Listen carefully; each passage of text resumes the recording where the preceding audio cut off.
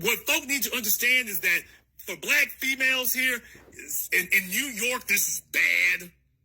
Particularly if you're from the Caribbean, it's become a rite of, I'm going to step on some feet tonight. It is a rite of passage for black females from the Caribbean in New York to have sex with a white man.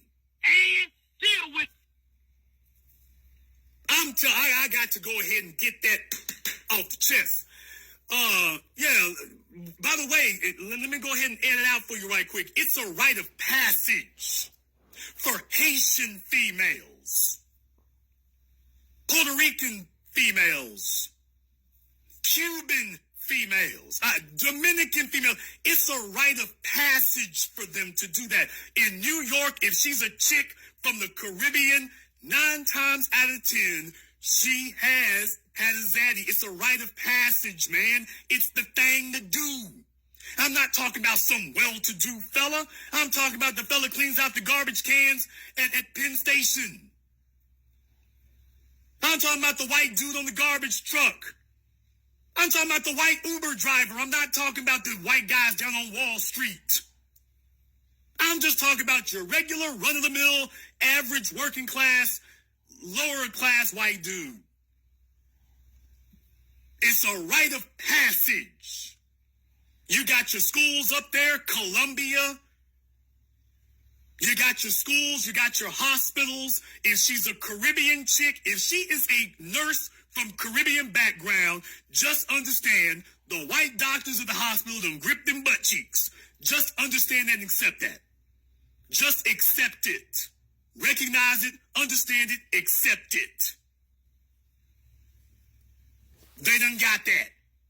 If she's from the Caribbean and she's over the age of 22, they got it. Okay, if ain't nobody else gonna tell the damn truth about it, let the truth be told tonight. Over 9,000 people in here live. Let the truth go ahead and be told tonight. That's what's going on in New York. That's what they're used to. So that's their attitude toward all of us, is that we all get geeked out like that. So they brought over so many of them that they now think we all that way. But it's true. And everybody, all my folks in New York know I'm telling the damn truth. You know I'm telling the truth, so let's not even lie about it.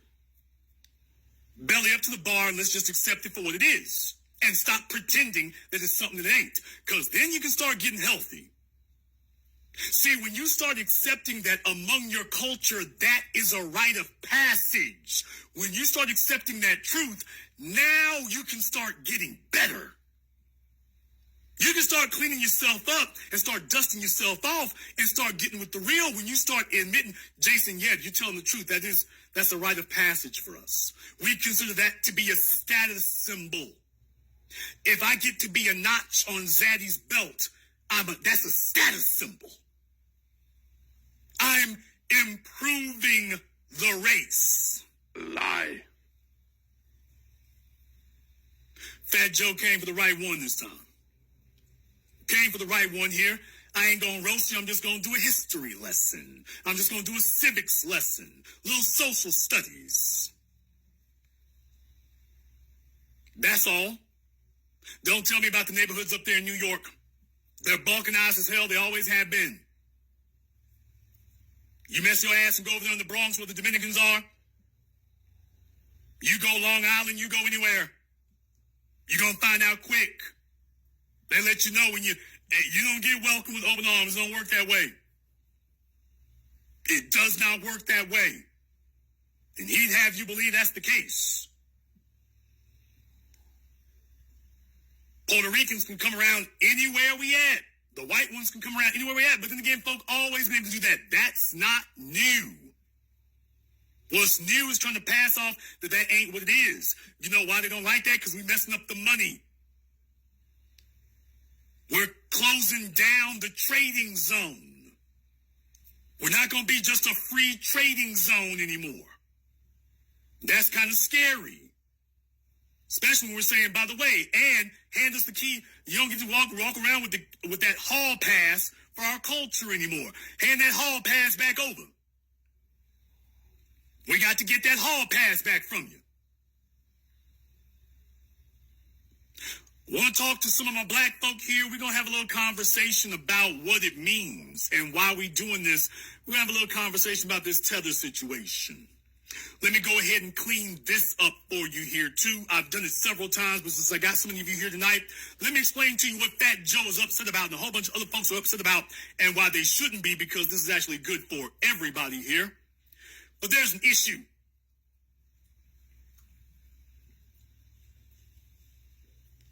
The issue here is that when black Americans start cooning, we check them. We check them. You don't have to get some Nigerian professor to start giving us a history lesson to check them.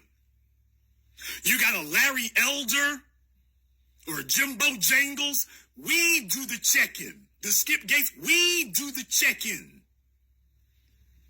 They bought and paid for Negroes who go on Fox News, clowning black folk, we do the checking. We don't need nobody else. Jesse Lee Peterson, we check that. We are first on deck, only on deck. They can't move around. They can't breathe. They know we're coming for their necks. First, second, first violation, zero tolerance. And that's the way it has always been. We check our coons. No one else has to police them. And that has spoiled everyone else. Because they see us doing all the regulating and then they want to try to take advantage of that. We check our coons here. But what we realized was that folks from the Caribbean and from Africa, they rarely check theirs. There isn't an internet program, podcast, Twitter space where they sit there and check their coons.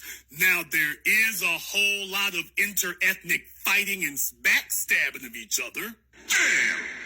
Now, you got that on Twitter. You got that on Facebook. I'm a member of some of their groups. I follow some of them. I mean, in Nigeria, in Rwanda, I mean, they are at each other.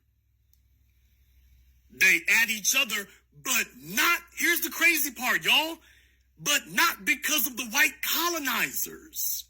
They're at each other because you're Yoruba and I'm Igbo, or you're Husafalani and I'm Delta.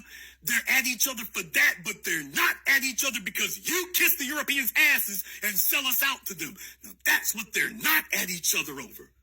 They ain't stabbing each other online about that. That's all right. That's okay. But you ain't a part of my tribe. Oh, I got to shake you. Got to get at you. The white supremacy is deep. The white supremacy has colonized them, that even in the Twitter space where there are no white people still run it. That's why we took our stance and have cultivated our culture of resistance. Because we go looking for the invisible hand. And these other folks want to be the invisible hand. We check our coons, but these other folk rarely check theirs. They let them run wild. And this is why cooning is culture in those places.